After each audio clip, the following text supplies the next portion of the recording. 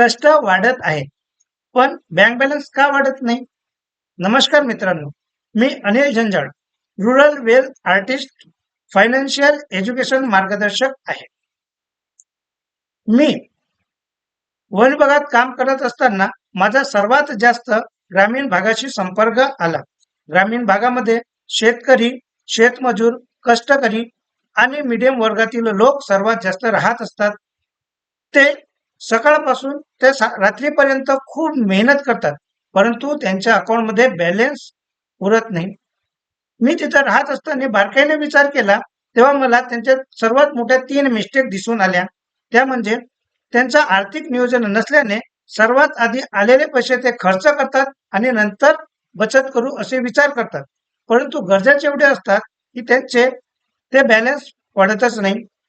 आणि कसं करून बॅलन्स पडले तर ते दुसरी चूक करत असतात. ते म्हणजे एफडी किंवा आरडी मध्ये ते बचत करतात. त्यामध्ये मोठं कॉर्पस असं काही तयार होत नाही. तिसरी गोष्ट म्हणजे मीडियम वर्गातील लोक ज्यांच्याकडे थोड्याफार प्रमाणात पैसे असतात, ते लोक LIC सारख्या ठिकाणी इन्शुरन्स आणि वेल्थ क्रिएशन करण्यासाठी वापरतात, परंतु तिथं जास्त व्याजदर नसल्याने तिथं सुद्धा मोठं कॉर्पस तयार होत नाही.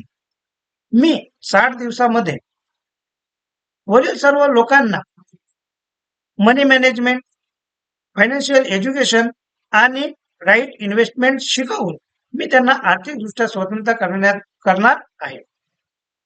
माझं एकच मिशन आहे, महाराष्ट्रातील विशेषतः ग्रामीण भागातील 1 लाख कुटुंबांना फायनान्शियल एज्युकेशन देऊन आर्थिकदृष्ट्या स्वतंत्र करणे हे एकमेव माझं मिशन आहे. तर तुम्हाला जर आर्थिकदृष्ट्या स्वतंत्र व्हायचं असेल तर माझे 60 दिवसाची व्हिडिओ पाहणार असेल, कमेंट बॉक्समध्ये मी व्हिडिओ पाहण्यास तयार आहे असं कमेंट करा. धन्यवाद.